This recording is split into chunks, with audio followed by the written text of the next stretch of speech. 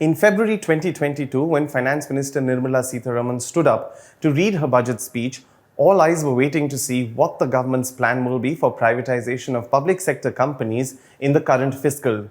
She announced a target of 65,000 crore rupees for disinvestment in FY23. The question then was, is the government slow on privatization plans since some of the big companies planned for privatization alone can get this much money in one shot? Disinvestment is essentially done by two ways under the current targeted format of the government.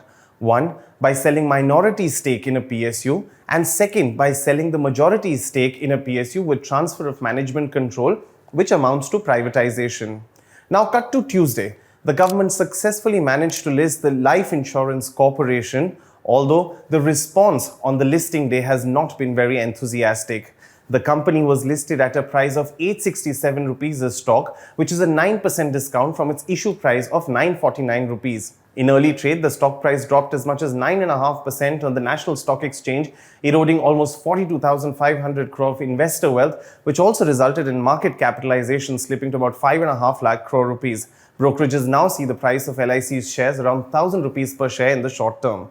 Although the LIC is now listed and the government has managed to get around 20,500 crore rupees from it, meeting one-third of the target of disinvestment for the current fiscal, the real battle begins now.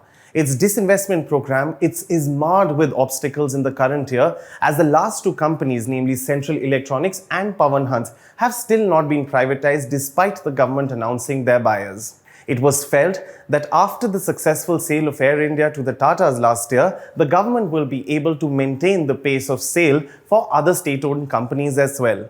Let's take these companies one by one. In November last year, the government announced that it would sell its entire stake in Central Electronics to Nandal Finance and Leasing for a sum of 210 crore rupees. Central Electronics comes under the Department of Scientific and Industrial Research and manufactures solar products, while Nandan Finance and Leasing is a financial service provider. The controversy erupted when the employee union, Central Electronics, approached the Delhi High Court against the valuations at which the company was sold and that the winning bidder did not have prior experience in manufacturing solar products. The matter is now stuck in courts, and the government, on its part too, is examining the concerns of the union through an interministerial group. On Monday, media reports emerged that the government has also put on hold privatization of Pawan Hans, the makers of helicopters and provider of aero mobility services. It was sold to Star 9 Mobility Private Limited in April. The attempt to sell the helicopter maker was tried at least thrice earlier, but it wasn't successful. Star 9 Mobility Private Limited is a consortium of three companies: Big Charter, Maharaja Aviation and Almas Global Opportunity Fund. Of this, Almas is the financing arm of the consortium, and this is the company that is now involved in another transaction for which they haven't paid yet. The National Company Law Tribunal in April had pulled up Almas Global as they had bid for a company called EMC Limited. Under its insolvency proceedings, they have won the bid for the company but have not paid for it yet. Under the rules of privatization, a company facing such a conviction has to be disqualified. The other companies in the pipeline for disinvestment included Shipping Corporation of India and Bharat Earth Movers Limited, also known as BEML. The government intends to sell its entire 64% shareholding in Shipping Corporation of India, while in BEML it has proposed to disinvest a 26% stake. According to sources in the disinvestment department, the strategic disinvestment of Shipping Corporation of India and BEML is now likely to be delayed further. For Shipping Corporation, the government has decided to hive off its real estate assets as the Maharashtra government had reservations over the transfer of one of company's properties, Shipping House, to a private player on account of security concerns, as the building is opposite the office of Maharashtra Chief Minister Uddhav Thackeray.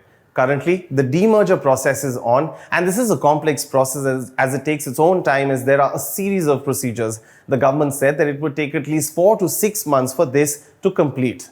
Lastly, the biggest of the companies expected for privatization in 2022 was Bharat Petroleum. However, as reported by ThePrint earlier, a combination of factors, including a fear that oil marketing companies do not enjoy full freedom of fuel pricing and a global push towards green and renewable fuels, has led to a lack of investor interest in one of India's biggest oil refiners and marketing companies. The government has now gone back to the drawing board to reassess the issues and come out with a fresh proposal. The only savior then this year can be IDBI Bank strategic sale, where LIC owns around 50% and the government around 46%. The stake of both these entities together can help the government inch closer to getting the desired receipts. This is Shubham Batra for ThePrint. For more such videos, do subscribe to our YouTube channel and follow us on Twitter, Instagram and Facebook.